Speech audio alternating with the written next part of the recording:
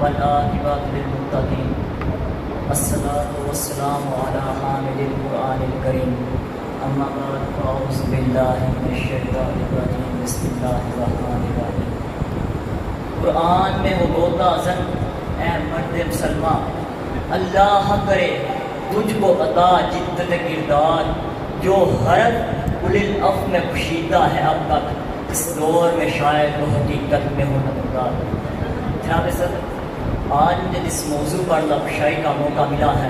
اس کا عنوان ہے قرآن حضور صلی اللہ علیہ وسلم کا زندہ معجزہ ہے۔ سب سے پہلی بات، معجزہ کہتے کس کو ہیں؟ دین حق کی عظمت و سر بلندی کا سبب ہو اور خلاف فطرت و ہر کے عادت ہو۔ جناب صدر، اللہ تبارک و تعالیٰ نے جتنے بھی انبیاء کرام کو مبعوث فرمایا ان سب کو معجزات عطا فرمائے۔ اسی طرح ہمارے آقا دو جہاں صلی اللہ تعالیٰ علیہ وآلہ وسلم کو بھی معجزات عطا فرمائے۔ اگر پوچھا جائے کہ نبی کریم صلی اللہ تعالیٰ علیہ وآلہ وسلم کا سب سے بڑا معجزہ کیا ہے، یا چاند کے دو ٹکڑے کر دینا، یا ڈوبے ہوئے سورج کو واپس لٹانا، یا ابو جہل کے ہاتھ میں ککریوں کو کلمہ پڑھانا، یا درختوں کو جلانا، مانا کہ یہ سب عظیم معجزے تھے، مگر جب مصطفیٰ کے معجزات پر نظر ڈالی جائے نا تو ہم کو سب سے بڑا معجزہ قرآن نظر آتا ہے۔ جناب صدر، اللہ تبارک و تعالیٰ نے جتنے بھی انبیاء کرام کو مبعوث فرمایا ان سب کو جو شانیں جو معجزات عطا فرمائے وہ سب انہی کی قوم کے احوال و آثار کے مطابق عطا فرمائے۔ یعنی جیسا کسی قوم کا انداز اور مزاج ہوتا ویسے ہی اللہ تبارک و تعالیٰ نے ان کے انبیاء کرام کو معجزات عطا فرمائے۔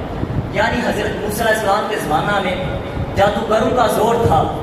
وہ اپنے کرتبوں اور کرتوتوں سے لوگوں کو اپنی انگلیوں پر نچایا کرتے تھے، تو رب کائنات نے اپنے کلیم کو مبعوث فرمایا تو ان کو زیر کرنے کے لیے فرعون نے ایسے ہی جادوگروں کا انتخاب کیا، تو رب کائنات نے اپنے کلیم کو ید بیضا اور عصا عطا فرمایا جس سے آپ نے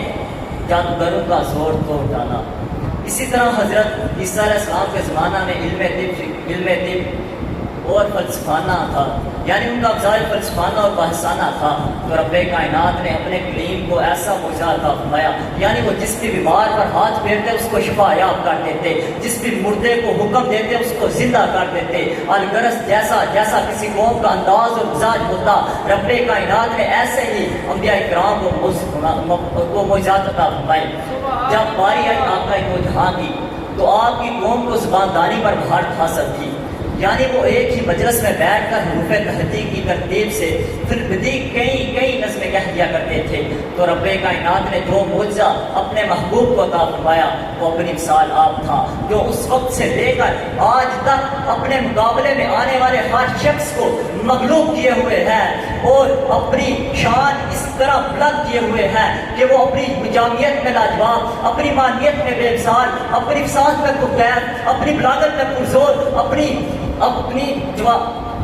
مثال میں پر مثال اور اپنی تاثیر میں پر تاثیر، الغرض اپنی ہر ادا سے ہر ایک کو عاجز کیے ہوئے ہیں اور یہ صدا بلند کیے ہوئے ہیں۔ آپ کتاب زندہ قرآن و حکیم، حکمت اولا اجزاد است و قدیم، نصحائے اسرار تقویم حیات، باسواد اسپوت شے کرتے اسبات، نو انسان را پیام آخری عاملو ورحمت للعالمین۔ جناب صدر، جو شانیہ اللہ تبارک و تعالیٰ نے انبیاء کرام کو عطا فرمائی، پہلے انبیاء کرام کی یہ شان نہ تھی، یعنی حضرت موسیٰ علیہ السلام کا سب سے بڑا معجزہ تورات نہیں، حضرت عیسیٰ علیہ السلام کا سب سے بڑا معجزہ انجیل نہیں، حضرت داؤد علیہ السلام کا سب سے بڑا معجزہ زبور نہیں۔ اگر ان کی کتابیں سب سے بڑا معجزہ ہوتی تو آج وہ محفوظ اور مامور ہوتی، ان میں کبھی تحریف نہ ہوتی، جس طرح قرآن مجید محفوظ اور مامور ہے۔ اور رب کائنات نے قرآن مجید کا ارشاد بھی فرمایا، اِنَّا نَحْنُ نَزَّلْنَا الذِّکْرَ وَإِنَّا لَهُ لَحَافِظُونَ، کیونکہ معجزہ کبھی ہار نہیں مانتا، معجزے پر کوئی بھی حاوی نہیں ہو سکتا، معجزہ ہر ایک پر غالب رہتا ہے اور ہر ایک کو عاجز کر دیتا ہے۔ جناب صدر، نبی کریم صلی اللہ تعالیٰ علیہ وآلہ وسلم ہمارے آخری نبی ہیں، آپ کے بعد نبوت کا سلسلہ ہمیشہ کے لیے ختم ہو گیا، اب قیامت تک حضور کے بعد کوئی نبی نہیں آ سکتا۔ یہ نقطہ یاد رکھیں، معجزہ ہوتا ہے صفات رسالت کے لیے۔ چاند تو ایک بار ٹکڑے ہو گیا، اب 1400 سال گزر گئے، اب دیکھنے کے لیے اس وہ موجود نہیں ہے۔ معراج پر حضور گئے، ہو کر آگے کافروں نے سوال کیا، آپ نے جواب بھی دے دیے، اب اس کو دیکھنے کے لیے کوئی بھی موجود نہیں ہے، اب وہ اویلیبل نہیں ہے۔ لیکن اگر حضور علیہ الصلوۃ والسلام کی رسالت قیامت تک موجود ہے تو کوئی معجزہ بھی تو موجود ہونا چاہیے نا، وہ معجزہ صرف قرآن ہے۔ اگر قیامت تک رسالت ہے تو قیامت تک قرآن بھی باقی رہے گا۔ اور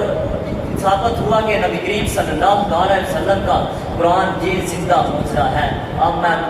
اپنی تقریر کا اختتامی الفاظ سے کرنا چاہوں گا، ہے قول محمد قول خدا، فرمان نہ بدلا جائے گا، بدلیں گے زمانے لاکھ مگر قرآن نہ بدلا جائے گا۔ آپ اس بات کا